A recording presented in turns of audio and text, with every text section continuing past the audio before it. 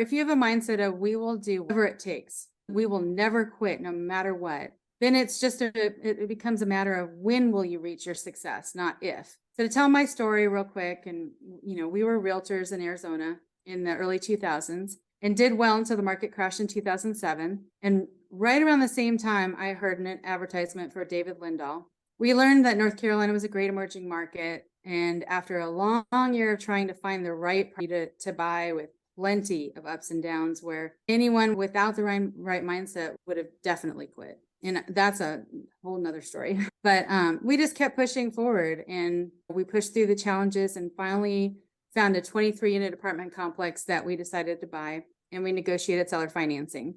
However, the problem was the property was so small that it couldn't afford to pay management. So we needed jobs because, as realtors, we pretty much were out of jobs.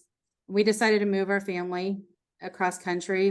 Our boys were 6 and 9, from Arizona to North Carolina, and start a property management company. I always say we were lucky because when the real estate market crashed, we had hit rock bottom. So let me repeat that. My mindset is we were lucky that we hit rock bottom.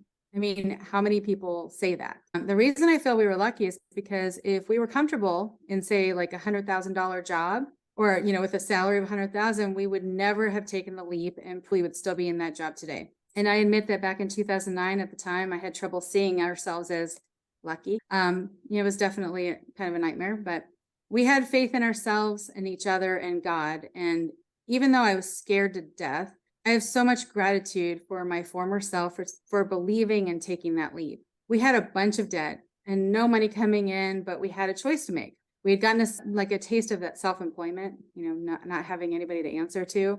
And we found ourselves with the choice to either go get jobs and work for someone else's dream, or take a risk and become managers at the new complex. And we had no idea how to be property managers. I mean, none. What were we thinking? I can't even believe it, what we were thinking. We were winging it. We made it up as we went along. But again, when you're not comfortable and you have nowhere else to go but up, the risk is really not as daunting as it seems. We knew we were capable people. I had worked in banking and he was in construction. Greg was in construction. And if we really got desperate, I was a waitress and he was a cook when we met, when we were 21. So, I mean, if I had to, I could go get a waitress job. He could go get a cook job. Cute. But the bottom line is we knew our kids would not starve. We knew we were not going to be homeless. We knew that we would figure it out. So we told our family and friends that we were just moving for 1 year. That made me feel better. That made them feel better. And that way, if things went horribly wrong, we could come back. But we ended up loving it and building a very successful business in North Carolina. And the boys, ended up doing great in school and made a bunch of friends. And that became our home. And then we would just come out and visit. And then eventually we moved our, portfolio into South Carolina. And we were lucky that we were also lucky that we had each other, since our mindset was we will do whatever we have to do to take care of our family.